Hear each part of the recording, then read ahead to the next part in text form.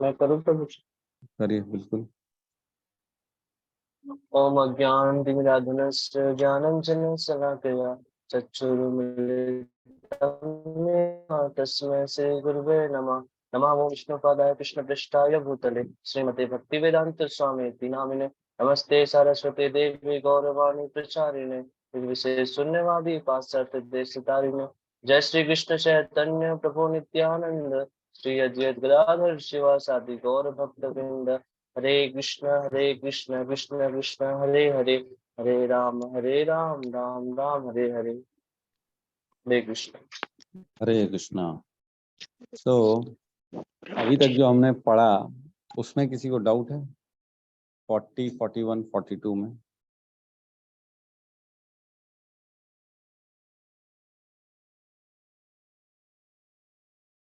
नहीं है ना? तो चलो आज 44 में प्रवेश करते हैं। 44, 45 पढ़ते हैं। और मैंने कुछ होमवर्क दिया था, पढ़े थे? होमवर्क किया क्या? कौन सा होमवर्क प्रभु जी? कुछ श्लोक का दिए थे ना प्रभु जी ने, ग्रुप में भेजे थे। हमारे भूल गए प्रभु जी, नहीं पढ़ पाए हैं कल। मेरे को ध्यान तभी भी उतर ध्यान नहीं गया। आ रहा कि होमवर्क है भी कि नहीं। कल ये हुई ये हुई अच्छी बात है। ये तो प्रभु जी पूछते होमवर्क है ही कौन सा, यही नहीं मालूम इनको तो। ठीक है, गुरु जी कल मैं हमने थोड़ा किया हूँ। थोड़ा किए हैं प्रभु जी, वेरी गुड, बहुत बढ़िया। स्वपन प्रभु जी के लिए तालियां। तो पढ़ना था राजा रघुगुणा की शिक्षाएं जो है ना, नहीं राजा जड़ जी भरत जड़ जो है ना। प्रभु जी, जड़ भरत का पढ़ा तो मैंने, थोड़ापन याद नहीं है प्रभु जी। हाँ बहुत सुंदर, कुछ लोगों ने पढ़ा है, वो सीरियस भी राजा जो लेते थे हैं। प्रभु जी, वो जो जड़ भरत थे, फिर उनको बोलते नहीं थे, फिर उन्होंने कुछ चीटी मारते हुए जा रहे थे तो राजा ने उनको डांटा, तो बोले तुम तो मनुष्य कहलाने के लायक ही नहीं हो सकता हो ही वाला है ना पिछले जन्म में। हाँ वही मैं बात। मैं राजा था, तुम ये थे करके वो पढ़ा प्रभु जी, पर याद नहीं है। बहुत बड़ा, बहुत सारा था ना, कुछ याद नहीं रहा। हाँ नहीं, उसमें ज्यादा नहीं, मैंने 12-13 श्लोक का अनुवाद बोला था पढ़ने के लिए, और शायद हमारे प्रभु जी हैं अपना सत्यम प्रभु ने उसका फोटो भी खींच के ग्रुप में डाल दिया था। जी बस प्रभु। पढ़ना ही था अनुवाद को। ठीक है, कोई बात नहीं, आज थोड़ा सा हम पढ़ लेंगे, सेशन के बाद पढ़ते हैं। ठीक है अनिल प्रभु? यस प्रभु जी बिल्कुल, हरी बोल। आगे आगे से तो नहीं पूछेंगे होमवर्क कौन सा था। मेरे को तो मालूम ही नहीं बोलते। मतलब थोड़ा बहुत स्टोरी पता है, बाकी ऐसा होमवर्क के तौर पर मुझे अभी भी थोड़ा ध्यान नहीं आ रहा। बाकी करूंगा प्रभु जी, पढ़ लूंगा। नहीं नहीं, होमवर्क था हमारा, और हमने जी जी, बात की थी सबको दिखाने, सबको पढ़ने के लिए बोला था। राइट प्रभु जी। ठीक है, तो प्रवेश करते हैं आज की भगवत गीता की क्लास में। 44 नंबर श्लोक में प्रवेश करते हैं हम। आज हमारे सत्यम प्रभु नहीं आएंगे?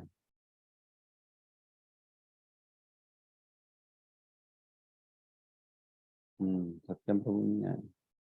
ठीक है,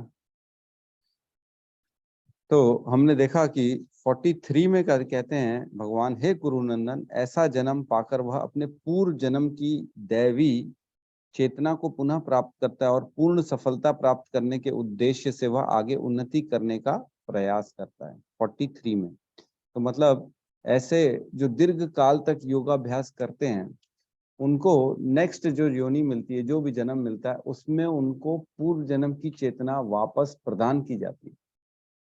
जैसे जड़ भरत की कहानी आई है ना, और मैंने बताया था एक असमंजस थे राजा सगर के पुत्र, उसके बारे में पढ़ा आपने?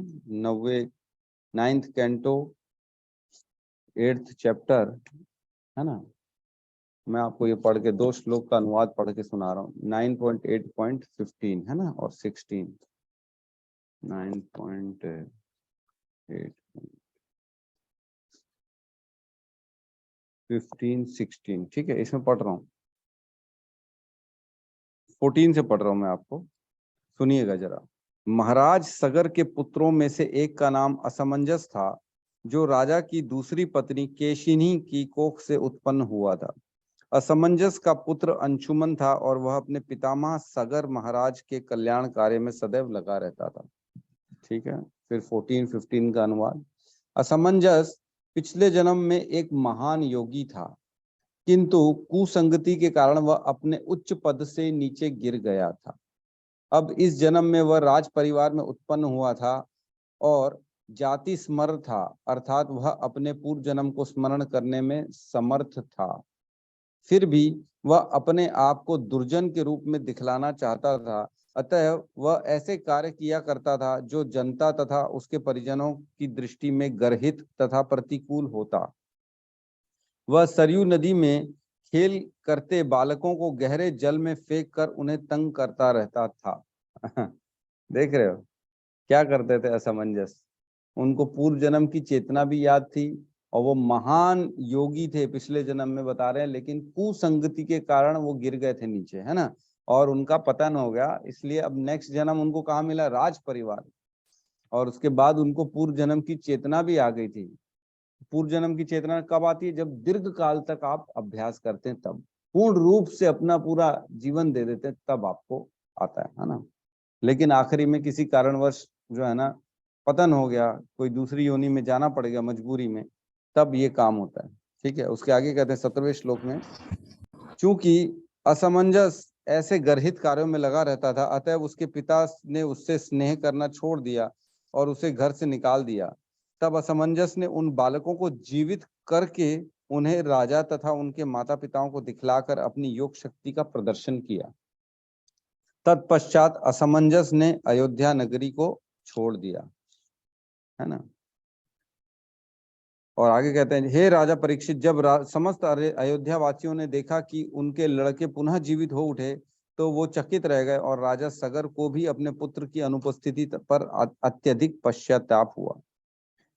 तत्पश्चात महाराज सगर ने अपने पौत्र अंशुमन को, तो फिर ये तो अब उसका घोड़ा ढूंढने की बात आ गई।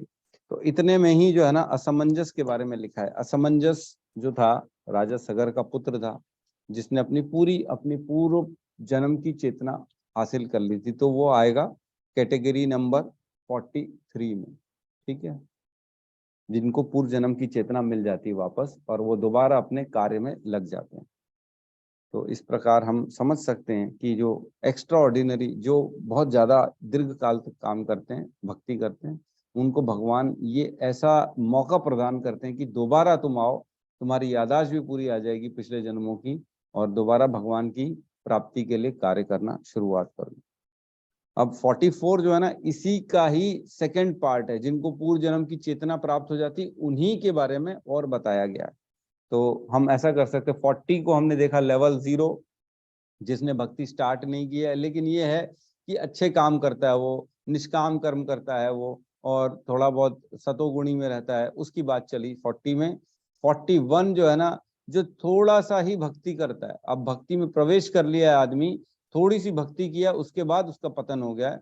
42 में जिसने दीर्घ काल तक अच्छा योगी बना और उसका पतन हो गया।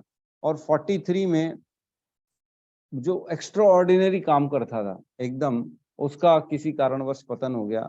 तो 43 में उसको पूर्व जन्म की चेतना दोबारा मिल जाती है।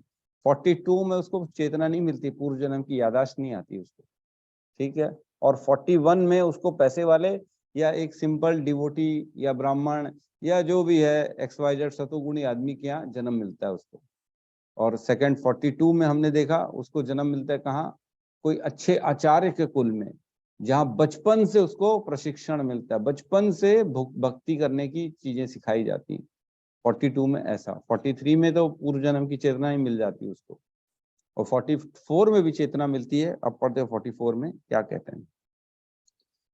पूर्वाभ्यासेन तैनेव ह्रियते हि अवशोऽपि स जिज्ञासुरपि योगस्य शब्द ब्रह्म अतिवर्तते। अपने पूर्व जन्म की चेतना से वह न चाहते हुए भी स्वतः योगों के नियमों की ओर आकर्षित होता है।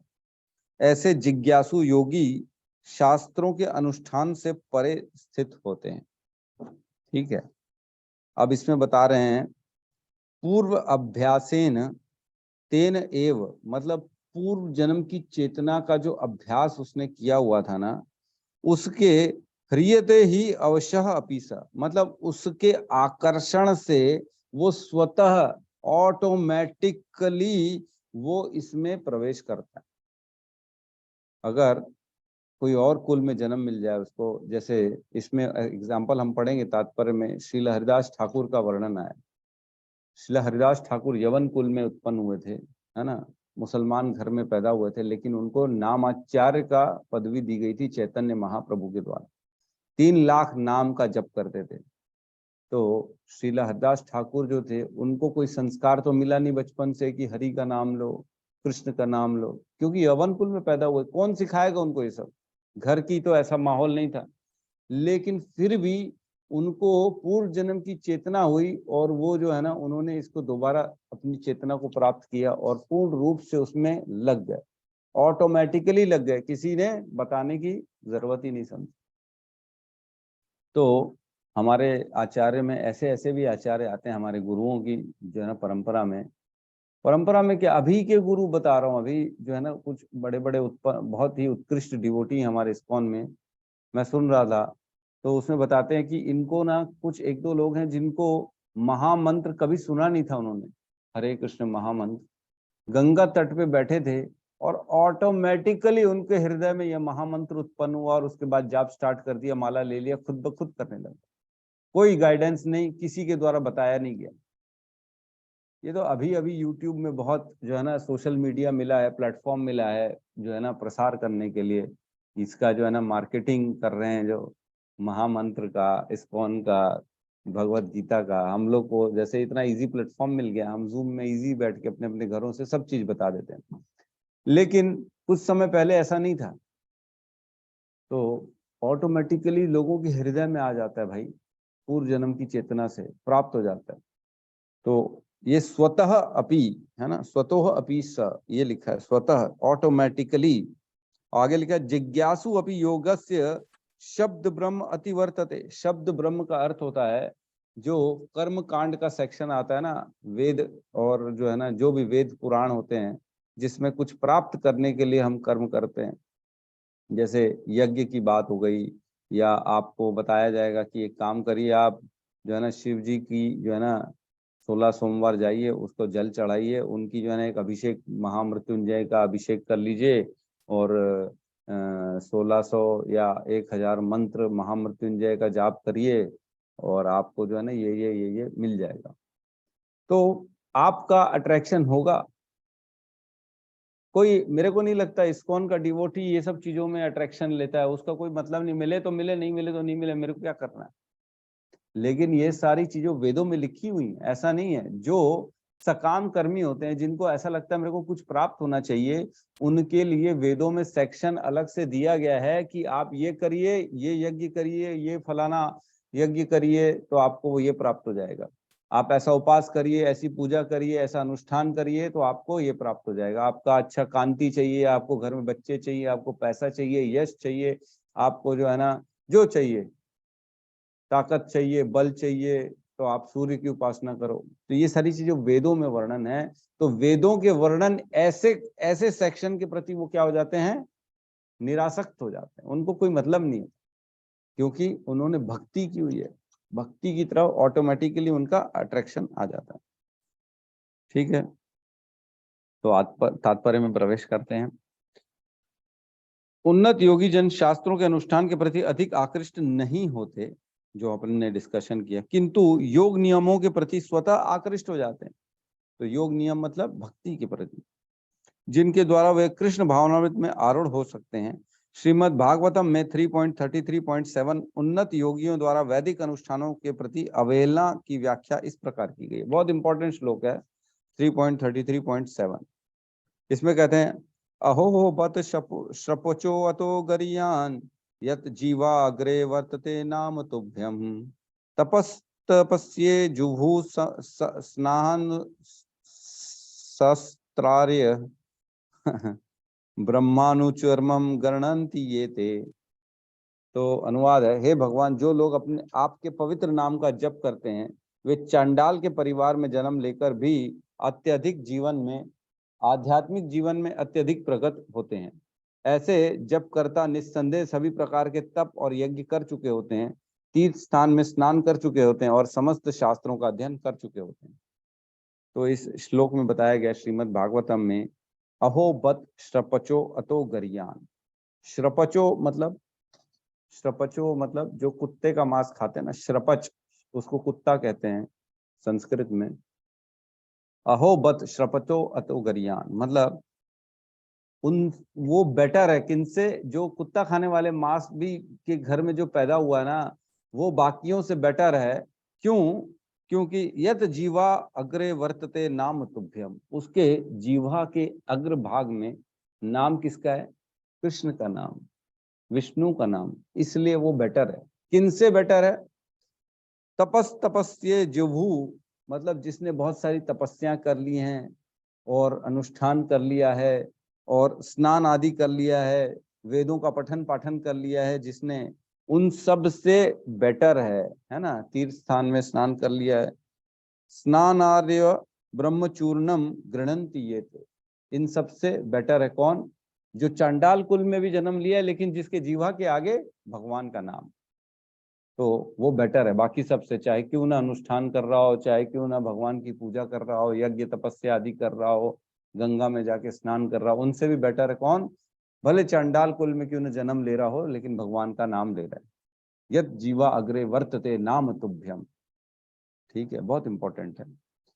तो आगे कहते हैं, इसका सुप्रसिद्ध उदाहरण भगवान चैतन्य ने प्रस्तुत किया, जिन्होंने ठाकुर हरिदास को अपना परम प्रिय शिष्य के रूप में स्वीकार किया। तो हमने जानते हैं कि हरिदास ठाकुर जो है यवन कुल में आए, 22 बाजार में उनको मारने का आदेश दिया, कोढ़े मारो 22 बाजार में। तो भी जो है ना, उन्होंने बोला कि नहीं, मैं नाम तो भगवान का लूंगा ही लूंगा, इसमें किसी भी तरह का कोई भी मैं जो है ना गैप नहीं करूंगा। तो क्या कहते हैं हमारे श्रील हरिदास ठाकुर, खंड खंड जाए यदि प्राण, है ना, खंड खंड जाए यदि प्राण, तबहु न बदले छड़े हरि का नाम। मतलब मेरे प्राण क्यों न चले जाएं, खंड खंड टुकड़े टुकड़े क्यों न चले जाएं, लेकिन हरि का नाम मैं नहीं छोड़ूंगा। खंड खंड जाए यदि प्राण, तबहु न बदले झड़े हरि का नाम। तो इस प्रकार श्रील हरिदास ठाकुर ने कहीं पे भी मारे, कितने 22 बाजारों में उनको मारा गया, लेकिन उन्होंने भगवान का नाम लेना बंद नहीं किया। आपको बता दें, चैतन्य महाप्रभु से जब भेंट हुई थी, तब चैतन्य महाप्रभु ने अपने पीठ में दिखाए थे उनको निशान। तब बताए कि हरिदास, कोढ़े तुमको लग रहे थे वहां पे, लेकिन उनको स्वीकार मैं कर रहा था, मैं आके वहां बैठा था तुम्हारे प्रोटेक्शन के लिए, इसलिए सारे निशान प्रभु के जो है ना पीठ पे आ गए थे और हरिदास ठाकुर बच गए थे, उनको कुछ नहीं हुआ था।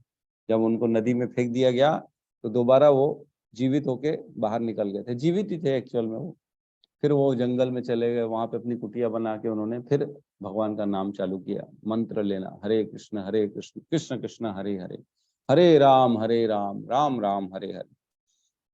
इस प्रकार फिर उन्होंने अपना जो है ना चालू किया। ठीक है, आखिरी में कहते हैं इसमें, और चूंकि वे निरंतर भगवान का पवित्र नाम का जप करते रहते थे, अतः यह समझा जाता है कि वे पूर्व जन्म में उन्होंने शब्द ब्रह्म नामक वेद वर्णित कर्म कांडों को पूरा किया होगा, है ना। अतएव जब कोई पवित्र नहीं होता, तब तक कृष्ण भावनामृत के नियम को ग्रहण नहीं करता, या भगवान के पवित्र नाम हरे कृष्ण का जाप नहीं कर सकता। तो आपने भी नोटिस किया होगा, आपके भी आसपास लोग होते होंगे जिनको आप हरे कृष्ण बोलते होंगे, लेकिन वो जवाब आपको हरे कृष्ण में नहीं देते होंगे। कितने लोग ऐसे हैं, मैंने तो नोटिस किया, सबको हरे कृष्ण बोलता हूँ, कई लोग बोलते ही नहीं है। उनको मालूम है, बोलता भी हूँ हरे कृष्णा, तो बोले अरे बोलना, अरे हरे कृष्णा नहीं, तू अपना काम कर, हम अपना काम कर, और बोलते ही नहीं। क्यों? क्योंकि उनका अभी स्थिति नहीं आई है, उनके मुख से भगवान का नाम निकलेगा ही नहीं, इतनी पवित्रता है ही नहीं उनके अंदर।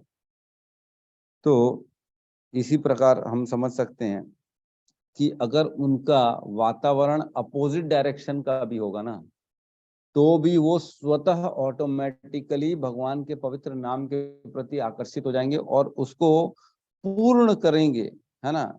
और शास्त्रों के अनुष्ठानों के परे स्थित रहेंगे, उनको कोई अट्रैक्शन ही नहीं रहेगा, मेरे को ये चाहिए वो चाहिए, मैं ये कर लूं, तपस्या कर लूं। तो एक श्लोक आता है, अपन ने पढ़ा है, 2.45 खोलेंगे, 2.45 पेज नंबर 100। इसमें कहते हैं, त्रैगुण्य विषया वेदा निस्त्रैगुण्य भावार्जुन निर्द्वंदो नित्य सत्य स्वस्थो निर्योगक्षेम आत्मवान। है ना। वेदों में मुख्यतः प्रकृति के 3 गुणों का वर्णन हुआ है। हे अर्जुन, इन तीनों गुणों से ऊपर उठो, समस्त द्वैत और लाभ तथा सुरक्षा की सारी चिंताओं से मुक्त होकर आत्म पारायण बनो। तो भगवान ने बताया था अर्जुन को कि वेदों में 3 गुणों के बारे में वर्णन हुआ है ना। 3 गुणों मतलब जो रजोगुण में है वो अपनी प्रवृत्ति के हिसाब से पाने के लिए पढ़ेगा, सतोगुण अपने लिए पढ़ेगा और तमोगुण अपने लिए पढ़ेगा। मतलब ये सारी चीजें वेदों में लिखी हुई हैं। और क्या करो, इन तीनों गुणों से ऊपर उठो, निर्गुण बनो। 3 गुणों मतलब अपनी इच्छा अनुसार पढ़ना नहीं है। सतोगुण में लिखा है कि जो है ना, ये पढ़ लो, उसकी पूजा कर लो, देवी की आरती कर लो, शिव जी की पूजा कर लो, नहीं, वो भी नहीं करना है तुमको। देवी डेमी गॉड्स की पूजा नहीं करनी। और रजोगुण में लिखा है ये पाना है तो ये अनुष्ठान, राजसूय यज्ञ कर लो, अनुसूय यज्ञ कर लो, और जो है ना, जो है बाकी सारे यज्ञ कर लो। और तमोगुण में तो और कुछ भी नहीं लिखा है।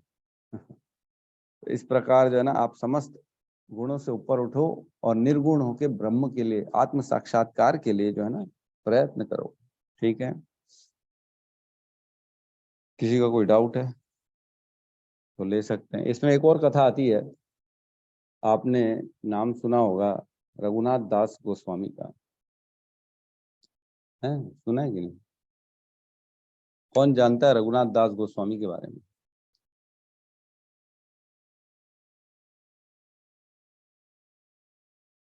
कोई जानता है? नाम सुना है प्रभु जी, बाकी इतना डिटेल में पता नहीं है। षड गोसाई में है ना प्रभु जी? हाँ, षड गोस्वामी में से एक है हमारे। गुरु जी, ये प्रभु जी उड़ीसा के मैंने बस पुरी यही में सुना रहता था। था। हैं? उड़ीसा का पुरी में रहते थे रघुनाथ दास जी। हाँ, पुरी में तो चले गए थे, सही कह रहे हो आप। हाँ, वहाँ पे एक कथा भी आता है।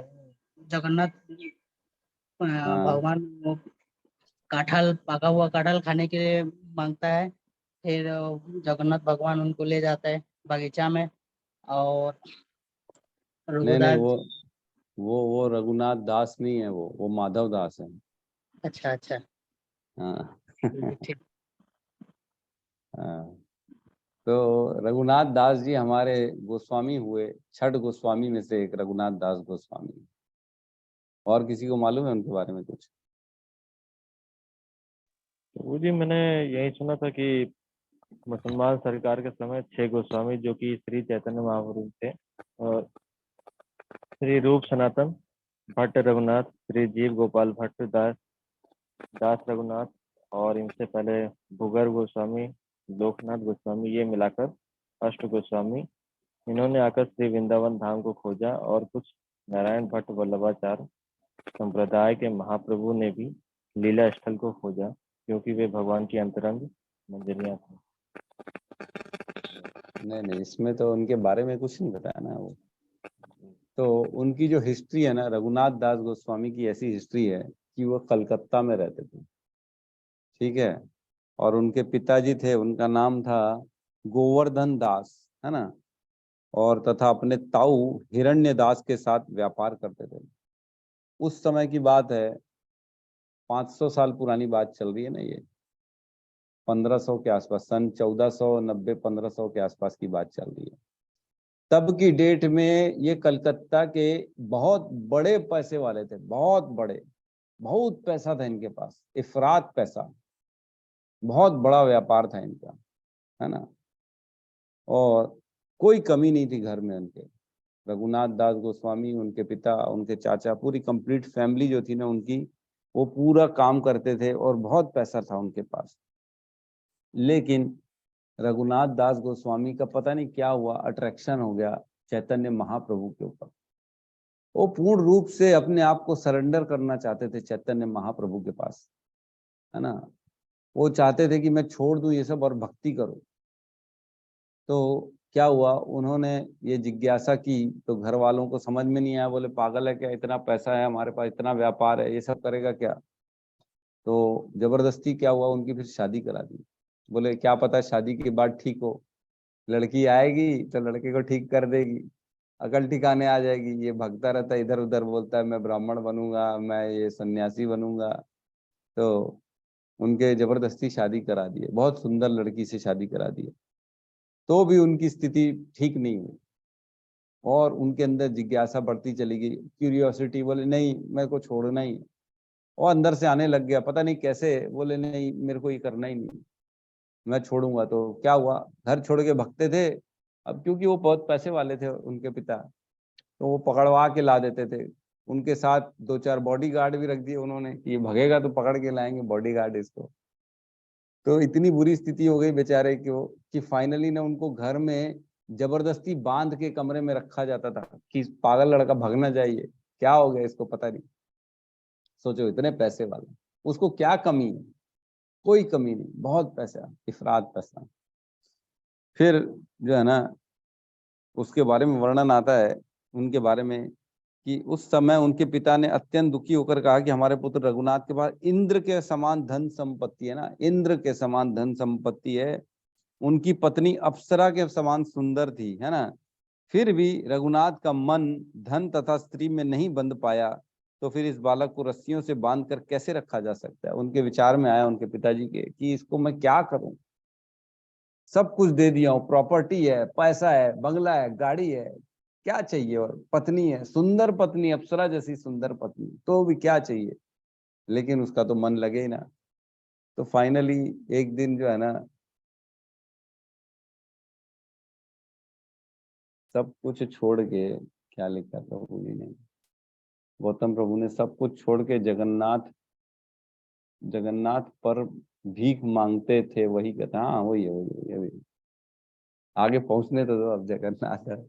जब बोला था तब आपने बताया नहीं, तब बताना था ना। ठीक है, तो एक दिन फिर फाइनली वो सक्सेसफुल हो गए और उन्होंने छोड़ दिया अपना घर और पहुंच गए जगन्नाथपुरी चैतन्य महाप्रभु के पास। तब आता है वर्णन, कुछ दिन तक तो चैतन्य महाप्रभु के साथ वो रहे, उनको सब चीज वहां पे मिली, लेकिन अंदर से उनको फील आया कि ये उचित नहीं है, मैं क्यों ऐसे बैठ के भोग करूं। तब उन्होंने जगन्नाथ मंदिर के बाहर एज अ भिखारी बैठना चालू किए, वहां जो मिलता था भिक्षाटन में वो खाते थे और नाम लेते थे प्रभु का। कुछ दिन तक ये भी किए तो उनको अंदर से आया कि ये भी गलत कर रहा हूं मैं भीख मांग रहा हूं तो मेरी दृष्टि सब जो आता है, कौन देगा कौन नहीं देगा, किसकी पोटली में क्या है, किसके सामने हाथ फैलाना है, इस पे चली जाती है। बोले मेरी चेतना खराब हो रही है, मैं ये नहीं करना चाहता हूँ। तो 1-1.5 साल तक जब भीख मांगने के बाद भी उनको अच्छा नहीं लगा, फिर उनको लगा कि ये गलत हो रहा है, तो उन्होंने वो भी छोड़ दिया। फिर क्या करते थे, जो नाली में या गंदगी में, डस्टबिन में जो भगवान का भोग प्रसाद फेंक देते थे लोग, या चावल चले जाते थे, उनको निकाल के साफ करके खाते थे रघुनाथ दास। सोचो कितने धनी व्यक्ति। चैतन्य महाप्रभु को पता पड़ा रघुनाथ दास, उनको क्योंकि बहुत प्रेम था रघुनाथ दास से चैतन्य महाप्रभु को, तो बोले ऐसा ऐसा हो रहा है प्रभु जी, महाप्रभु ऐसा ऐसा हो रहा है। तो बोले कोई बात नहीं, चलने दो, सही दिशा में रघुनाथ बढ़ रहा है आगे। तो ऐसी परिस्थिति हुई, फिर धीरे धीरे उनकी जो है ना तपस्या बढ़ने लगी, क्योंकि भगवान मंदिर के सामने तो बैठते नहीं थे। वो जो जब भूख लगती थी थोड़ी बहुत, तो डस्टबिन से, नाले से, गंदगी जगहों से निकाल के महाप्रसाद खा लेते थे वो और अपना काम चलाते थे, और दिन रात मंत्र महामंत्र करते थे जो है ना, और अपनी तपस्या में लगे रहते थे। इस प्रकार जो है ना रघुनाथ दास जी गोस्वामी जो है ना, उन्होंने अपना जीवन यापन किया। तो ऐसा क्या था जो उनको खींच के लाया चैतन्य महाप्रभु के पास। तो यही है, वो पूर्व जन्म की चेतनाएं हैं, वो जो याददाश्त आ गई कि नहीं। कई बार होता है, हम देखते हैं ना, हम किसी को बोलते हैं माला कर लो, हरे कृष्ण मंत्र कर लो, कोई सुनता नहीं, लेकिन कुछ कुछ ऐसे लोग मिल जाते हैं जो पकड़ लेते बात को, ये सही बोल रहा है यार, मेरे को मंत्र लेना चाहिए, मैं क्या कर रहा हूँ जीवन में। क्यों पकड़ लेते हैं? क्योंकि उनके पूर्व जन्म की स्वीकृतियां थी, पूर्व जन्म की चेतना उनको अलाउ करती है कि हे पकड़ो इसको। कितने हमने कैसे पकड़ा, हम कैसे आगे इस भक्ति में। आपने भी अगर अपना हिस्ट्री निकालोगे ना, किसी न किसी एक आदमी की बात लग गई आपको, अरे ये तो कितनी सही बात बोल दिया। बोल तो हजारों को रहा है, लेकिन 2-4 लोग ही उसको पकड़ पाते हैं कि ये कितनी सही बात बोल रहा है, मेरे को इसको फॉलो करना चाहिए, मेरे को ऐसा ही बनना चाहिए। आपके अंदर आया, 2 लोगों के अंदर आया, और बाकी सबके अंदर क्या आया, अरे लेक्चर तो दे रहा है यार, प्रसाद खाओ निकलो यहाँ से, फालतू की बात कर रहे हैं। तो ऐसा क्यों हुआ, 2 लोगों के अंदर ही क्यों पॉजिटिव आया रिस्पॉन्स, बाकी के अंदर नहीं आया? क्योंकि पूर्व जन्म में हमने स्वीकृतियां की थी, पूर्व जन्म में कहीं ना कहीं हमारे को ये सारी चीजें हमारी चेतना में थी। आज वो क्या हुआ, बस चिंगारी मिली और आग लग गई बड़ी सी ऑटोमेटिकली। तो जो पूर्व जन्म की चेतना होती है ना, सुप्त अवस्था में रहती है। हमने सुना, हमने समझा और तुरंत जागृत हो गई वो, हाँ ये एकदम सही कह रहा है, इसको पकड़ लो बात को। तो ऐसे भक्ति में आदमी आ जाता है। ठीक है, आगे प्रवेश करते हैं नेक्स्ट श्लोक में। तो ये हो गया, हमने 3 तरह के लेवल पढ़े, किस प्रकार तीनों लेवल्स में आदमी की जब योग मतलब भक्ति छूट जाती है तो नेक्स्ट जन्म में कैसे प्रवेश करते हैं।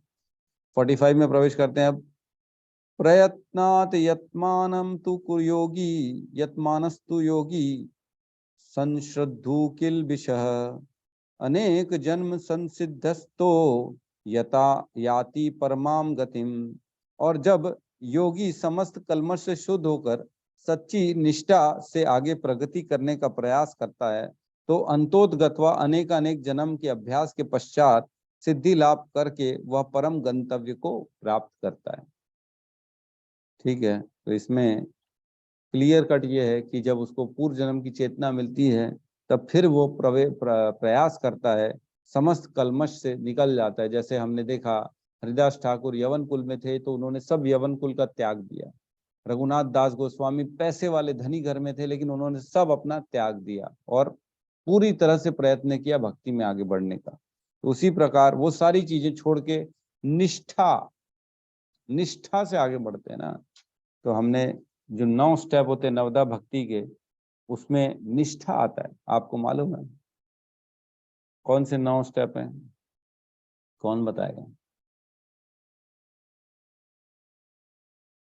सबसे पहला आता है श्रद्धा, है ना, फिर आता है साधु संग, ठीक है, फिर आता है भजन क्रिया, फिर आता है अनर्थ निवृत्ति। अनर्थ निवृत्ति मतलब सारी अनर्थें निकलती हैं बाहर, नेगेटिविटी जो है ना अब निकलना चालू हो रही, सारी बुराइयां जो है ना निकल रही है धीरे धीरे। अब क्लियर हो रहा है यार, इसको हमने गलत किया, उसके साथ गलत किया, अब ये सब काम नहीं करना, गलत नहीं करना किसी के साथ। अब पूर्ण रूप से हमारे को ये समझ में आ रही इसी को फॉलो करना। फिर आती है निष्ठा इसके बाद कि अब इसके अंदर अब निष्ठा हो गई, अब अनर्थों से निकल चुका है, ये शिव जी का, गणेश जी का, इसका उसका, अब वो सारी चीजें निकल चुकी है, अब नहीं है वो। अब निष्ठा एक के ऊपर, खाली कृष्ण के ऊपर, खाली महामंत्र करेंगे और कुछ नहीं करेंगे, ये निष्ठा आ गई अब। फिर उसके बाद आता है रुचि, फिर आसक्ति, फिर भाव, फिर प्रेम। ये 9 स्टेप है भक्ति के। तो निष्ठा जो है ना, निष्ठा में पहुंच जाता है वो ऑटोमेटिकली सारी चीजें छोड़ के।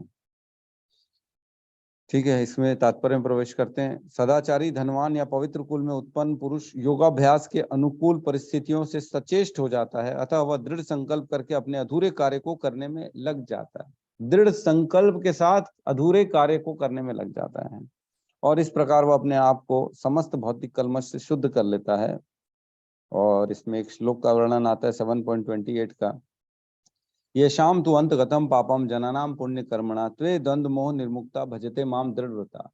मतलब ये शाम तु अंतगतम पापम, जिनके पापों का अंत हो चुका है, क्षीण हो चुके हैं और पुण्यों का उदय हो रहा है, जनानाम पुण्य कर्मणा त्वे द्वंद्व मोह निर्मुक्ता, वो द्वंद्व से निकल जाता है, मोह से बाहर निकल जाता है। न घर परिवार का मोह रहेगा, न कोई डुअलिटी रहेगी कि कृष्ण की भक्ति करूं कि शिव की करूं कि गणेश की करूं कि शनि की करूं कि दुर्गा की करूं, किसकी करूं कि गुरु जी की करूं कि मेरे बाबा जी की करूं कि पड़ोस वाले पड़ोसी की करूं, किसकी करूं, ये द्वंद्व निकल जाता है। क्या करता है, एक निष्ठ हो जाता है कृष्ण, बस और कुछ नहीं है इस संसार में। ते भजते माम दृढ़वता, बस उसी का भजन करता है, कृष्ण का भजन। ठीक है, तो इस प्रकार वो अपने सारे द्वंद्वों से निकल जाता है। तो इसी से एक मिलता जुलता श्लोक है 7.19, खोलेंगे 7.19, बहुत इंपॉर्टेंट है, ये सबको याद करना है 7.19 वाला, लेकिन जब पहुंचेंगे तब याद करिएगा। ठीक है, बहुनाम जन्मनाम अंते ज्ञानवान माम प्रपद्यते वासुदेवम सर्वमिति स महात्मा सुदुर्लभ। अनेक जन्म जन्मांतर के बाद जिसे सचमुच ज्ञान होता है वह मुझको समस्त कारणों के कारण जानकर मेरी शरण में आता है, ऐसा महात्मा अत्यंत दुर्लभ होता है। तो जो ये ज्ञान है ना, जैसे हमने देखा हर जन्म में थोड़ी थोड़ी भक्ति करते हैं और वो भक्ति फिक्स डिपॉजिट होती चली जाती, उसका नाश नहीं होता। डिपॉजिट हुई 10%, फिर 15% अगले जीवन में हुई, फिर उसके अगले जीवन में 5% हुई, उसके अगले जन्म में 2% हुई, ऐसे इकट्ठे होते होते होते होते अनेक जन्मों के बाद जब ज्ञान आ जाता है, बहुनाम जन्मनाम अंते ज्ञानवान माम प्रपद्यते, जब उसको ज्ञान आ जाता है तब वो भगवान की शरण में आता है। माम प्रपद्यते मतलब मेरी पूजा करता है, किसकी? कृष्ण की। और क्या ज्ञान आता है? वासुदेवम सर्वम इति, ये ज्ञान आ जाता है उसके अंदर कि सब कुछ तो कृष्ण है। खंभ में, स्तंभ में, स्थावर में, जंगम में, हर कहीं कौन है? कृष्ण ही कृष्ण है। जैसे प्रहलाद महाराज हिरण्यकश्यप को बताते हैं, मेरे को तो हर जगह बोले भगवान ही दिखते हैं, विष्णु दिखते, और कुछ दिखता ही नहीं है। खंबे में हो, चाहे दीवार में हो, चाहे धरती पे हो, चाहे आकाश में। तो हमारे भी जो है ना, हमें दृष्टि ऐसी करनी चाहिए, हर चीज को भगवान से जोड़ के ही देखना चाहिए। जो खाएं, चाहे पिएं, चाहे यूज करें, चाहे जो भी करें, भगवान से जोड़ के देखें कि अरे वाह क्या भगवान ने फल बनाया है, अरे वाह क्या भगवान का प्रसाद पा रहा हूँ आज मैं, कितना मतलब कितना खुशकिस्मत हूँ, प्रसाद पाने को मिल गया मेरे को भगवान के। हर चीज में भगवान को कोशिश करें। जल में भगवान कहते मैं हूँ, जल का स्वाद मैं हूँ, भगवान कहते 10वें अध्याय में। तो हमको जल पिए तो ऐसा लगे अरे ये तो कृष्ण का स्वाद है। पीपल का पेड़ देखें तो भगवान कहते हैं मैं हूँ पीपल का पेड़। हर जगह भगवान को देखने की कोशिश करनी चाहिए। वायु कहते हैं भगवान मैं हूँ, जो शीतल वायु, पवित्र करने वाली वायु भी मैं हूँ भगवान का। तो इस प्रकार हर जगह कोशिश करनी चाहिए हमारे को, तब जाके हम इस कैटेगरी में पहुंच पाएंगे, भक्ति में आगे पहुंच पाएंगे, नहीं तो नहीं पहुंच पाएंगे। ठीक है, किसी का कोई डाउट है यहाँ पे तो हम ले सकते हैं। हरे कृष्ण प्रभु जी। जी प्रभु जी, हरे कृष्ण। ये ब्रह्मा का अवतार थे ना? कौन? हाँ कहते तो यही है, हरिदास ठाकुर। और ये बाकी प्रभु जी अद्वैत गदाधर और ये क्या बोलते हैं आपका श्रीवास आदि, किसके किसके हैं पता है क्या प्रभु जी इसमें? हाँ मैंने नोट तो नहीं किया है, लेकिन सबके हैं। कल पता करते हैं, आप भी पता करिए, हम भी पता करते हैं। मैं ग्रुप में भेजा था प्रभु जी। डाले थे आप? जी फिर से डाल दूंगा प्रभु। हाँ डाल दीजिए, मेरे को याद नहीं है, बाकी सबके हैं कहीं ना कहीं किसी ना कुछ एक्चुअल में। ठीक है, आप डाल ही दीजिएगा, कोई मतलब नहीं डिस्कशन करने का जब कंफ्यूजन है तो ऐसा नहीं है कि खाली ब्रह्मा जी के कहते हैं, हनुमान जी भी उसमें कुछ अंश में थे हरिदास ठाकुर में। तो अब क्या बोलें, ये तो हमारे आचार्य जो कहेंगे हम तो वही कहेंगे। लेकिन उनको बहुत फील हुआ था जब उन्होंने भगवान की स्तुति की थी ना, कृष्ण की, गलत तरीके से उनको भगवान ना मान के उन्होंने, बहुत उनको एम्बेरसमेंट हुआ कि मैंने ये क्या कर दिया। भगवान को भगवान नहीं समझा, एक सामान्य ग्वाल बाल समझा। तब उन पश्चाताप करने के लिए वो दोबारा जन्म लेते हैं और हरिदास ठाकुर बनते हैं और भगवान का नाम लेते हैं, दिन रात नाम लेते हैं। लेकिन कहने का मतलब ये, देखो इंसान के रूप में ही आए और यवन कुल में आके भी उन्होंने जो है ना, और खाली सिर्फ हरिदास ठाकुर का नहीं है नाम एग्जाम्पल, ऐसे बहुत से मुसलमान हुए। रस खान है जो मुसलमान परिवार में पैदा होके बहुत बड़े भक्त बने, है ना। और उसके बाद देखा जाए तो हमारे रूप गोस्वामी और सनातन गोस्वामी, है ना, ये दोनों भी एक तरह से तो आधे मुसलमान बन ही गए थे। दाबिर खास और साकार मलिक नाम था उनका, मंत्रालय थे, मंत्री थे कलकत्ता में, कौन सा उनका राजा था उसके अंडर में, मुसलमान नाम रख दिया था उनका, और दिन रात वो वैसी काम करते थे उनका। तो ये भी आधे मुसलमान तो बन ही गए थे। सब छोड़ छाड़ दिया, कोई अट्रैक्शन नहीं पिछले का, पैसे का, घर का, परिवार का, मोह का, कुछ नहीं, सब छोड़ के पहुंच गए भगवान की सेवा में। तो इस प्रकार जो है ना, पूर्व जन्म की चेतना से आदमी पहुंच जाता है अपना दृढ़ संकल्प के साथ। ठीक है, कल डिस्कशन करेंगे कौन किसका अवतार है। कुछ बोलना चाह रहे हैं ना गौतम प्रभु? हाँ प्रभु, जैसे मुस्लिम परिवार में जन्म किस कंडीशन में मिलता होगा हमको? जैसे क्योंकि मुस्लिम में तो मतलब बहुत कम ही लोग ऐसे हैं जो भक्त निकलते हैं, मतलब भगवान कृष्ण को जान पाते हैं या भगवान की भक्ति मिलता है, जैसे आज के डेट में ये देखो। भाई आप ये पूछना चाह रहे हो कि मुस्लिम घर में पैदा होके भक्त बने, ऐसा जन्म किस कंडीशन में मिलता है, ऐसा पूछ रहे हो आप? जी जी प्रभु जी, क्यों मिलता है? मतलब जैसे मतलब कोई भक्त है, जैसे कोई कृष्ण भक्त कर रहे हैं, अभी जैसे मान लो कोई कृष्ण भक्त है, तो उनको वहां पे क्यों जन्म मिला होगा उस परिवार में? तो देखो, ये ना, इसके पीछे के कारण एक नहीं हो सकते, काफी सारे कारण हो सकते हैं। एक तो ये कि जो है ना, आदमी के सामने, उस समाज के सामने एक ये उदाहरण प्रस्तुत करना कि नहीं, सबसे ऊपर जो है ना कृष्ण की भक्ति है। कृष्ण की भक्ति के लिए कोई भी स्थिति परिस्थिति मायने नहीं रखती कि आपकी फेवरेबल कंडीशन हो तब आप कृष्ण की भक्ति करोगे। अगेंस्ट कंडीशन, सारी उल्टी दिशाएं चल रही हैं, फिर भी भगवान का भक्त उस घर से पैदा हो जाते हैं, ये बताने के लिए। प्लस कुछ अपने कर्म भी होते हैं जो योग भ्रष्ट हो जाते हैं, काफी योग किया उन्होंने लेकिन आखिरी में पतन हो गया। जैसे हमने पढ़ा अभी कि जो है ना अपना, जैसे पिछले जन्म में असमंजस की कथा सुनी हमने कि पिछले जन्म में उसने गलत संगति के कारण वो नीचे गिर गया था। ध्रुव महाराज भी आपको मालूम है पिछले जन्म में बहुत बड़े भक्त थे, लेकिन जब भक्ति कर रहे थे जंगल में, तब क्या हुआ, कुछ राजा वहां पे आए और उन्होंने अपनी, राजा लोग पार्टी करने लगे जंगल में। जाते हैं ना, आजकल के लोग भी जाते हैं रिसोर्ट्स में जंगल में पार्टी करने, पैसे वाले लोग जाते हैं वहां, बढ़िया जाएंगे स्विमिंग पूल में, हो हा करेंगे, पूरे जो है परिवार के साथ जाएंगे। तो वैसे ही वहां पे जंगल में गए थे और ये भक्ति कर रहे थे, तपस्या में थे। कुछ राजा आए लड़के, अपनी गर्लफ्रेंड वर्लफ्रेंड होंगी जिनके साथ वो मस्ती मजाक कर रहे थे, तो इन्होंने देखा और इनके अंदर ये आभास हुआ एक पल के लिए, एक क्षण के लिए कि क्या मैं भी राजा बन सकता था, क्या मेरे को भी इस तरह का भोग करना चाहिए था क्या, ये मन में आया उनके। और उनकी जो है ना शरीर छूट गया था वहां पे, इसलिए उनकी छोटी सी भक्ति रह गई थी और उनको राजा कुल में जन्म मिला, ध्रुव महाराज। तो ऐसा कारण, अने लास्ट में आपने क्या विचार किया, ये भी हो सकता है, और एक कारण नहीं, काफी सारे कारण होते हैं इसमें। लेकिन एक चीज ये श्योर है कि जो भक्ति किया है वो कभी भी नाश नहीं होगी, वो आपकी हमेशा रहेगी। एक बार आपने जो है ना भक्ति स्वीकार कर ली, 16 माला कर रहे हो, तो फिर आपको श्रील प्रभुपाद छोड़ेंगे नहीं, वो आपको लेके जाएंगे गोलोक वृंदावन धाम तक। बस छोड़ना नहीं उनका साथ ना। पता लगा आपने ही छोड़ दिया, बोले मेरे को क्या, मैं तो अब 16 माला करता था अब नहीं करूंगा, भले अब प्रभुपाद तो ले जाएंगे, ऐसा नहीं। आखिरी तक एक निष्ठ होना पड़ेगा। अनिल प्रभु कुछ कहना चाहते हैं? यस प्रभु जी, हरे कृष्णा। जी प्रभु जी।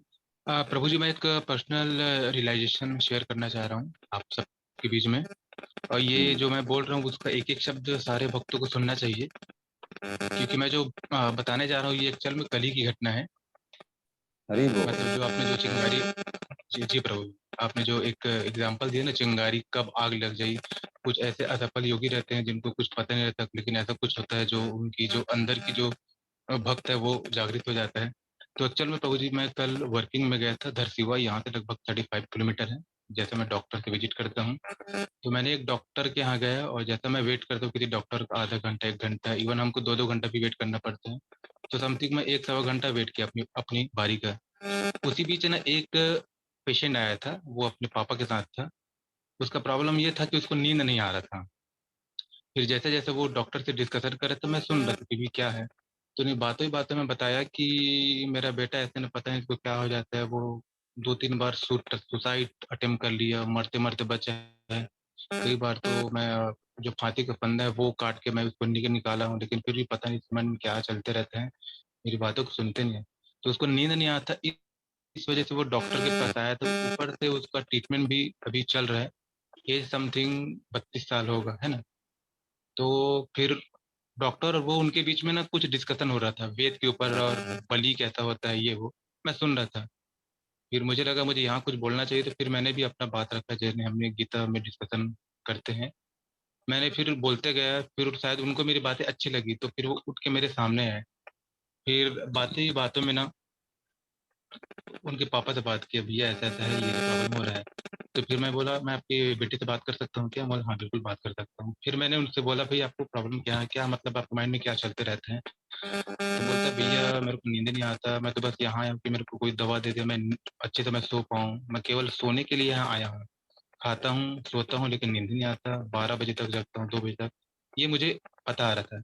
फिर मैं जैसे जैसे मैं उसकी बातों को सुना, फिर मैं अपना पॉइंट रखा कि भाई जब तुम्हारे यहाँ इतना अच्छा स्पिरिचुअल माहौल है, आपके पापा है ना चारों वेद पढ़ते हैं, रामायण पढ़ते हैं, गीता पढ़ते हैं, लेकिन फिर भी आप उस चीज को फॉलो नहीं करते हो। तो फिर मैं उनको बोला, ठीक है आपके पापा क्या बोलते उसको भूल जाओ, मैं क्या करता हूँ वो आप सुनो। तो फिर मैंने उनको बताया कि भाई हमको भगवत गीता क्यों पढ़ना चाहिए, है ना। मैंने उनको ये भी बताया कि जो भगवत गीता का जो इतिहास है वो अब अभी का नहीं है, 5200 साल पहले का नहीं है। सबसे पहले ये जो ज्ञान है 4.2 अरब साल पहले भगवान कृष्ण ने सूर्यदेव को दिया, ये मैंने उनको बताया। फिर उनको फिर से जरूरत पड़ी कि जो ज्ञान है वो छिन्न भिन्न हो गया, तो अर्जुन के माध्यम से हमको सुनाया। मतलब कब सुनाया, तो आज से लगभग 5200 साल पहले। तो मैंने गीता के बारे में बताया, गीता के महत्व के बारे में बताया, भगवान कृष्ण कौन बताया। और मैंने ये भी बताया कि भाई ब्रह्म संहिता में ब्रह्मा जी ने क्या बोला है। मैंने उनको ये भी बताया कि भाई ईश्वर परमा कृष्ण सच्चिदानंद स्वरूप अनादिर आदिर गोविंद सर्व कारण कारण। वो लड़का मेरी बातों को ध्यान से सुन रहा था। मैंने ये बताया कि जो पहला जो श्लोक है वो कहाँ से स्टार्ट होता है ना। धर्म क्षेत्र कुरुक्षेत्र संवेता युत्सवा मामका पांडवश्च किम कुरुवत संजय। मैंने उनको ना एकदम शॉर्ट में, जैसा मेरे पास समय था करीब, ये मैंने जितने भी डिस्कशन किया प्रभु जी, मैं समथिंग 20 या फिर 21 मिनट मैंने डिस्कशन किया। फिर जैसा जैसा वो शॉर्ट चैप्टर में हमने अभी तक जो पढ़ा है पिछले साल, है ना, आपके माध्यम से, तो मैंने उनको शार्ट को पहला चैप्टर, दूसरा चैप्टर, तीसरा चैप्टर वो सब बताया। मैंने उनको ये भी बताया कि शुरू के 6 चैप्टर कर्म प्रधान है, फिर भक्ति योग है, फिर ज्ञान योग है ना। वो मेरी बातों को सुनते गया, बोलता है भैया मेरे को तो आज तक किसी ने ऐसा कुछ बताया नहीं डिटेल की गीता में ऐसा है भी। मैंने उनको ये भी बताया कि भैया आप गीता पढ़ोगे, जो आपको नींद नहीं आ रहा है ना, वो आपको प्रॉपर नींद आएगी। आपका जो माइंड जो चंचल है ना, वो आपके कंट्रोल में होगा। मैंने वो वाले श्लोक भी बताया जो हमने पिछले 2 दिन पहले याद किया था, अभ्यास हेतु पंते वाला। तो बोलता है ये बार बार के अभ्यास करने से आपका माइंड कंट्रोल होगा। मैं बोला करना क्या चाहिए, तो मैं बस बोला बस हरे कृष्ण कृष्ण कृष्ण हरे हरे, हरे राम राम राम हरे हरे। बोलता है भैया मेरे को ना तुरंत आपका नंबर दो। तो बाकायदा उनको मैंने नंबर दिया, उनको ग्रुप में भी जोड़ा। पहले सबसे शुरू हमारे ग्रुप में जोड़ा जो आप लोग का है भगवत गीता कोर्स, वो वाले ग्रुप में है, और एक कृष्ण एंड गीता वो वाले ग्रुप में है। बोलता है भैया मेरे को भगवत गीता चाहिए। मैं बोला ठीक है, अगली बार आऊंगा तो बिल्कुल भगवत गीता दूंगा, बट अभी आपके पास जो भगवत गीता है ना, गीता प्रेस गोरखपुर वाली, वो आप पढ़ना। जब मैं आऊंगा ना तो Bhagavad Gita as it is दूंगा, जिसको बोलते हैं यथारूप। तो वो 15-20 मिनट का जो डिस्कशन था, मेरे को समझ नहीं आया कि मैं क्या बोल रहा हूँ, लेकिन जो भी हो रहा है सब ना मेरे को ऐसा लगता है कि भगवान कृष्ण मेरे जीवन में आ गए थे। और जो उसको जो मिलना चाहिए था ना, जो नॉलेज मिलना चाहिए था ना, वो शायद उसी समय के लिए निर्धारित था। और मैं एक्चुअल में जिस डॉक्टर के पास जाने वाला था ना, तो मेरा कलीग भी था। मैं बोला छोड़ यार, डॉक्टर से बहुत मिल लिए, मेरे को भूख लग रहा है, घर चलते हैं। फिर बोलता है नहीं भैया एक बार चलो, बहुत दिन हो गए डॉक्टर से नहीं मिल लेते हैं, अभी मिल लेते हैं, अगली बार नहीं जाएंगे। मतलब चलो। तो जो मैं नहीं जाने वाला था ना, लेकिन फिर भी मैं गया। तो वहां जाने के बाद मेरे को ये चीज फेस देखने को मिला। और वो तुरंत मतलब ना भगवत गीता के प्रति इतना आसक्त हो गया, तुरंत उन्होंने अपना डीपी चेंज किया, राधा कृष्ण का रखा, हरे कृष्ण मंत्र था, मंत्र को वो टाइटल रखा। और प्रॉमिस किया भैया मैं आज ही मैं भगवत गीता पढ़ूंगा, और आप जैसा बोल रहे हो ना, कम से कम 10 मिनट या फिर आधा पेज चाहे एक श्लोक, मैं बिल्कुल आज से पढ़ूंगा। और फ्यूचर में कभी भी जो जो सुसाइड वो मेरे मन में आती है ना, मेरे को नहीं लगता कि अब कभी आएगी। तो ये सब चीज हुआ प्रभु जी। हरे कृष्ण। हरि बोल, बहुत सुंदर, अति सुंदर। अनिल प्रभु की जय हो। अनिल प्रभु प्रचार कर रहे हैं बहुत बढ़िया। और नो डाउट बहुत अच्छा काम किया आपने, जो भगवान का नाम, भगवान का ज्ञान का जो है ना वितरण करना, इससे ऊपर कुछ और है ही नहीं। भगवान गीता में भी कहते हैं, जो मेरे नाम का और मेरे ज्ञान का प्रचार करता है वो मेरे को अति प्रिय है, 18वें अध्याय में कहते हैं। और नो डाउट ये सही कह रहे हैं, पूर्व जन्म में कहीं ना कहीं उनसे कुछ रहा होगा, लेकिन वो क्लिक नहीं मिल पा रहा है उनको। अब मिल गया आपके माध्यम से, तो अब बिल्कुल करेंगे वो, और ज्ञान हो गया उनको। तो ऐसा होता ही है, हम देखते हैं, हम भी वैसे ही जुड़े थे, कभी ना कभी एक बात बस किसी की लग गई और नहीं अब तो जीवन ही छोड़ना है। ब्रह्मचारी लोग कैसे करते हैं, सोचो, पूरा जीवन छोड़ देते अपना सिर्फ कृष्ण के लिए। एक बात लग जाती, बोले नहीं यार छोड़ दो, अब कुछ नहीं रखा है जीवन। तो इसी प्रकार ना अपने पूर्व जन्म में कहीं ना कहीं कुछ न कुछ स्वीकृतियां, कुछ न कुछ हमारे संस्कार, कुछ न कुछ हमारी भक्ति हमारे साथ आती है, जो हमको ये करने पे विवश कर देती है, और हम इसमें आगे बढ़ जाते हैं। और ऐसे लोगों की बातों का इतना इंपॉर्टेंस आ जाता है जीवन में, अरे हाँ यार एकदम सही बोल रहा है, ऐसे ही है, तो उसकी बात फॉलो करना चालू करते और महामंत्र करना चालू कर देते, चैंटिंग करना चालू कर देते। तो हमने देखा उस दिन भी एक मैसेज आया था, जो एक माता जी ने शरीर छोड़ दिया था बाहर में, और सपने में आई थी अपने पति के, और उन्होंने बताया कि किस प्रकार शील प्रभुपाद ने मेरी रक्षा की और मैं गोलोक वृंदावन जा रही हूँ। तुम भी सिर्फ शील प्रभुपाद का जो है ना बताए हुए वाणी और उनके बताए हुए रास्ते पे चलो, तो तुम भी जो है ना इस जन्म मृत्यु को छोड़ के भगवान की सेवा में गोलोक वृंदावन में पहुंच जाओगे। तो हमें विश्वास होना चाहिए, ये विश्वास बहुत जरूरी है। ठीक है, तो किसी और का कुछ डाउट है तो ठीक है, नहीं तो क्लोज करें आज। सत्यम प्रभु कुछ कहना चाहते हैं? यस प्रभु जी। तो मुझे एक डाउट ये आ रहा था कि मैं रिवीजन कर रहा था 4.1 श्लोक जो है, तो इसमें आपने बीच में ये बताया। हाँ प्रभु जी। हम्म उसमें मैंने ये लिखा हुआ था कि 12 घंटे में 14 मनु की रचना होती है, एक मनु में 71 चतुर्युग होता है, और एक चतुर्युग में 43,20,000 साल होता है। तो आज की स्थिति में ब्रह्मा जी की उम्र 50 साल हो चुकी है, और ब्रह्मा जी के उम्र में 7वां मनवंतर चल रहा है, और 28वीं चतुर्युग चल रही है अभी, और 28वीं चतुर्युगी में सतयुग, त्रेता युग, द्वापर युग निकल चुके हैं, और कलयुग को शुरू हुए 5 साल हो चुके हैं। तो हमारा समय जो होता है 1 साल का, वो देवताओं का 1 दिन के बराबर होता है। तो इसमें ये पूछना चाहता है प्रभु जी, जैसे इसमें लिखा है ना कि 88वीं चतुर्युग, चतुर्युग का मतलब है कि सतयुग, त्रेता युग, द्वापर युग और कलयुग। तो जैसे अगर हम 28वीं, इसका मतलब जो 27 हमारे बीत चुके हैं, तो क्या सब में सेम महाभारत, सब में सेम रामायण इस तरह से हुई है या कैसे हुआ प्रभु जी? नहीं, एकदम सेम नहीं होती है, एकदम सेम नहीं होती है, लेकिन लीलाएं तो होती हैं। लेकिन इसमें कहते हैं कि एक मनवंतर में जो है ना भगवान, जो 71 चतुर्युग होते हैं ना, उसमें एक ही बार आते हैं भगवान कृष्ण के रूप में, एक ही बार आते हैं सिर्फ। मतलब ब्रह्मा जी के एक दिन में एक ही बार आते हैं वो कृष्ण के रूप में, बाकी सब में वो एज अ विष्णु आते हैं, एज अ कोई और अवतार आ जाते हैं, अपनी लीला करके चले जाते हैं। कृष्ण के रूप में एक ही बार आते हैं, लेकिन लीलाएं सारी होती हैं, कुछ अलग अलग होती हैं, कुछ में कुछ हो जाता है, कुछ में कुछ हो जाता है। सेम एज इट इज इतने जो है ना, जैसे पूतना वध हो गया, ये हो गया, इतने सारे असुरों को मारा, सेम एज इट इज नहीं होता, क्योंकि विष्णु आते हैं, वो विष्णु कुछ और असुरों को मारेंगे, कम मारेंगे, तो ऐसा सब सिमिलर नहीं होता, डिफरेंस होता है थोड़ा। प्रभु जी, मैंने एक लेक्चर में सुना है, जैसे कि जितने भी मनवंतर में, जैसे कि आपने बोला ना कि ब्रह्मा जी के एक दिन में भगवान कृष्ण जो मूल कृष्ण है वो एक ही बार आते हैं, बाकी विष्णु तत्व आते हैं। तो उसमें लीला का एक डिफरेंस रहता है प्रभु जी। मेरे को शायद अमोघ लीला या फिर किसी ने, मैंने क्वेश्चन आंसर किया था, मुझे फेस्ट पे उन्होंने आंसर दिया था।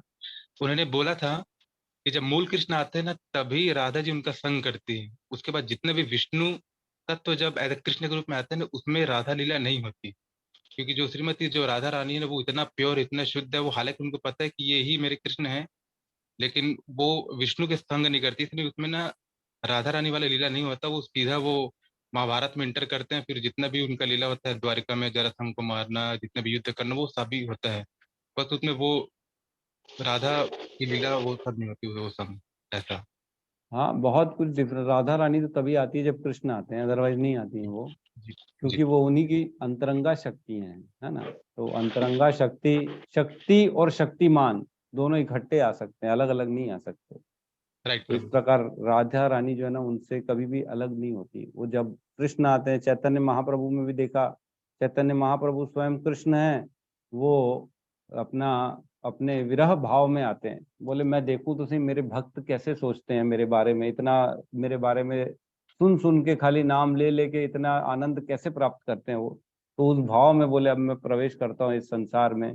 तो भक्त के रूप में आए, तो चैतन्य महाप्रभु आए, तो फिर राधा रानी ने भी उनका साथ दिया और उनकी कांति बन के आ गई, उनकी त्वचा बन के पूरी आ गई, एकदम गोरे रंग के। तो बोले ये विरह में गिरेंगे, पड़ेंगे, रोएंगे, अपने आप को कूटेंगे, पीटेंगे, तो मैं इनका एज अ स्किन, उनकी पूरी बाहर की कांति मैं बन के आती हूँ और इनको प्रोटेक्ट करूंगी कि इनको चोट न लगे, चोट लगे तो मेरे को लगे, मेरे कृष्ण को ना लगे। तो इस प्रकार चैतन्य महाप्रभु के साथ भी वो आई, और वो हमेशा अपना जो है ना कृष्ण के साथ ही रहती है। इस प्रकार जो है ना लीलाएं होती भगवान की। कहते हैं, है ना, कहते हैं जो रामायण की लीला भी है ना, वो भी इस चतुर्युग की नहीं है। वो 26वें चतुर्युग की कथा होती है रामायण की। 26वें या 25वें, सॉरी 25वें में है क्या, किसी को मैंने बताया था पहले शायद, 27 28 दो चतुर्युगी बीत चुके हैं रामायण को हुए। 25वें चतुर्युगी की बात है, रामायण हुई थी।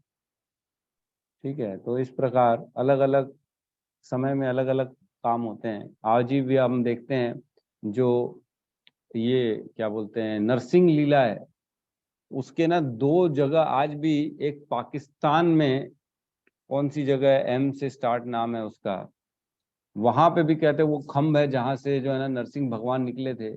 और अपने इंडिया में भी एक जगह है हैदराबाद के नीचे अहोबिलम, वहां पे भी वो स्तंभ है, कहते हैं यहाँ से जो है ना नरसिंह भगवान निकले थे।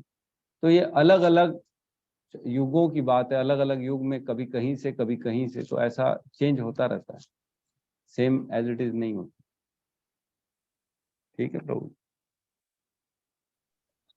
प्रभु जी ये कह रहा था कि जैसे हमेशा ये सुनते हैं ना कि सतयुग में कौन मतलब धर्म की तरफ से, कौन अधर्म की तरफ से, इसी प्रकार से त्रेता युग, द्वापर युग में भी सुनते हैं। तो जैसे ये तो 28वां चल रहा है, इससे पहले 27 गया, 26 गया है, तो इस समय फिर कलयुग की भी चर्चा रही होगी। कलयुग में कैसे कैसे मतलब कौन धर्म की तरफ से, कौन कैसे लड़ाई हुई, कैसे शांत हुआ, तो दोबारा सतयुग कैसे स्टार्ट हुआ, ये सारी चीजें हुई होंगी। तो ये क्या ये मतलब कैसे मिल सकता है, मतलब कहीं मिल सकता है कैसे, जैसे अगर इसको और से जानना हो तो। युग, देखो युग अवतार, भगवान के जो अवतार होते हैं ना वो अलग अलग होते हैं। देखो एक ये होता है युग अवतार, एक होता है मनवंतर अवतार, एक होता है जो है ना पुरुष अवतार। मैंने वो फोटो भेजा तो था आप लोगों को अवतार का। तो भगवान के ऐसे फिक्स हैं अवतार, हर युग में एक अवतार लेंगे ही लेंगे भगवान, उसको युग अवतार कहेंगे। और हर मनवंतर में एक अवतार लेंगे, वो मनवंतर अवतार रहेगा। लीला अवतार अलग होता है भगवान का, जिसमें सिर्फ लीलाएं करने आते हैं भगवान। एक पुरुष अवतार होता है जिसमें पुरुष के रूप में आते हैं भगवान, अपना कुछ जो फिक्स होते हैं उनके काम वो करने के लिए आते हैं। तो इस प्रकार है, वर्णन तो वेदों में है, शास्त्रों में कहीं ना कहीं आपको मिल जाएगा कि कौन कौन से चतुर्युगी में क्या क्या जो है ना अवतार हुए भगवान के। तो जैसे फिक्स है अभी से ही कि अगले मनवंतर में जो है ना बलि महाराज बनेंगे, इंद्र, इंद्र का गद्दी उनको मिलेगी। उस प्रकार सब लिखा हुआ है, आप पढ़ेंगे ना, बहुत गहराई में जाना पड़ेगा, मेरे पास तो नहीं है रेफरेंसेस जो मैं आपको दे सकूं, लेकिन कहीं ना कहीं से आपको मिल जाएंगे कि कहाँ पे ये लिखा हुआ है। एक आता है भविष्य पुराण, है ना, एक भविष्य पुराण आता है। अगर उस पुराण को पढ़ेंगे ना तो उसमें भविष्य का लिखा हुआ है कि कौन कौन से मनवंतर में कौन क्या बनेगा, किस प्रकार अवतार होंगे और किस प्रकार ये होगा, नाश हो। वो सारी भविष्यवाणी की हुई है हर हर मनुओं की, कल्प की, इस प्रकार। प्रभु जी गरुड़ पुराण में भी ना आप देखिएगा जो आपके पास है ना, उसमें भी मनवंतर और जो भी आपने बताया ना उसमें सारा चीज दिया, इवन भविष्य में जो होने वाले हैं ना राजा महाराज, उसके बारे में डिटेल दिया है। मतलब काफी कुछ है, जन्म, एकादशी का महत्व, बहुत सारा चीज है। तो गरुड़ पुराण भी आप देख सकते हैं। गरुड़ पुराण में काफी जगह लिखा है, एक जगह से नहीं मिलेगा, हर जगह। सही कह रहे हैं। तो आप पढ़ेंगे तो आपको मिलेगा। अपन अपना ही नहीं पढ़ पाते तो कितना पढ़ोगे? सही बात है। देखो ऐसा है, इंटरेस्ट का एक तो मैटर है, अगर आपका इंटरेस्ट है तो आप ढूंढोगे। लेकिन क्या होता है, पहले दूसरी चौथी पांचवी पढ़ोगे तब 12वीं की क्लास में पहुंचोगे ना, सीधा 12वीं की क्लास में तो नहीं पहुंचोगे। पहले आप चौथी पढ़ो, पांचवी पढ़ो, छठवीं पढ़ो, भगवत गीता पढ़ो, भागवतम पढ़ो, चैतन्य चरितामृत पढ़ो, फिर पढ़ो क्या रखा है भविष्य में, क्या रखा है भूत में। आप बस ये समझ लो कि हम जैसा सौभाग्यशाली नहीं है जिसके चैतन्य महाप्रभु के मात्र 500 साल बाद हमारे को यहाँ पे मिला अवसर मनुष्य योनि में, और उनकी सेना में हमको भी जगह मिल गई है। इससे बड़ी क्या अपॉर्चुनिटी हो सकती है? एक तो मनुष्य जीवन ही बड़ा दुर्लभ, उसके बाद भारतवर्ष में जीवन उससे ज्यादा दुर्लभ, उसके बाद भक्ति मिले ये और दुर्लभ, और उसके बाद भक्ति भी ऐसे समय मिले जब चैतन्य महाप्रभु का चल रहा है संकीर्तन आंदोलन चल रहा है, उसमें आपको पार्टिसिपेशन का मौका मिल गया। इससे बड़ी दुर्लभ बात और क्या हो सकती है? कुछ नहीं हो सकती। कहते हैं एक लड़का इंजीनियर बन जाए, बड़ा दुर्लभ, अच्छा आईआईटी से इंजीनियर बन जाए। फिर कहते हैं एक लड़का एमबीए बन जाए, वो बड़ा दुर्लभ, बहुत बड़ी यूनिवर्सिटी से एमबीए। फिर बोलते हैं लड़का डॉक्टर बन जाए, वो और दुर्लभ, कितना बड़ा डॉक्टर बन गया, कार्डियोलॉजिस्ट, न्यूरोलॉजिस्ट। और उसके बाद वो प्रधानमंत्री बन जाए तो वो और बड़ा दुर्लभ। तो अगर कोई लड़का इंजीनियर भी है, डॉक्टर भी है ना, एमबीए भी है और प्रधानमंत्री भी है, सब है वो, इसके कितने चांस है? पॉसिबल है क्या? वही लड़का इंजीनियर भी पढ़ेगा, पहले डॉक्टर भी पढ़ेगा, फिर एमबीए भी पढ़ेगा, उसके बाद प्रधानमंत्री भी बन दिया इंडिया का। पॉसिबल है क्या? नहीं है। वैसे ही ये भी पॉसिबल नहीं है, लेकिन फिर भी आपको मिल गया ये चीज, इतनी दुर्लभ है ये। तो बहुत मुश्किल से ये सारी चीजें मिलती हैं इकट्ठे। तो एकदम निश्चित होके, एकदम दृढ़ संकल्प के साथ हमारे को बिल्कुल लगना चाहिए तत्पर में, छोड़ना नहीं चाहिए इसको। ठीक है, कल जो है ना 40, 41, 42, 43, 44 इनका सबसे मैं पूछूंगा, आपको अपने शब्दों में इन स्टेजेस के बारे में बताना है कि क्या रियलाइजेशन होता है, कैसे भक्ति में दोबारा पुनर्जन्म होता है और क्या प्राप्त होता है। तो 2-2, 3-3 मिनट का आप अपना तैयारी करिएगा, कल इसका रिवीजन होगा, क्योंकि ये बहुत इंपॉर्टेंट टॉपिक है। किसी से भी आप बात करोगे तो आपको रेफरेंस देने के काम आएगा। ठीक है, कल हम पढ़ते हैं इसके बारे में, और आज की क्लास को यहाँ पे विराम देते हैं। सब मिलके एक बार हरे कृष्ण महामंत्र का जाप कर लेते हैं। हरे कृष्णा कृष्णा कृष्णा कृष्णा हरे हरे, हरे राम राम राम हरे हरे। सभी भक्त वृंद की जय। जय। जगत गुरु शील प्रभुपाद की जय। आज एकादशी भी है, मैं रिमाइंड करा दूं सबको। अनिल प्रभु कल से रिमाइंड करा रहे हैं सबको, आज एकादशी है, एकादशी है। तो ध्यान रखिएगा और अन्न से जो है ना परहेज रखिएगा। ठीक है, निताई गौर प्रेमानंदे, हरि हरि बोल। हरि हरि बोल।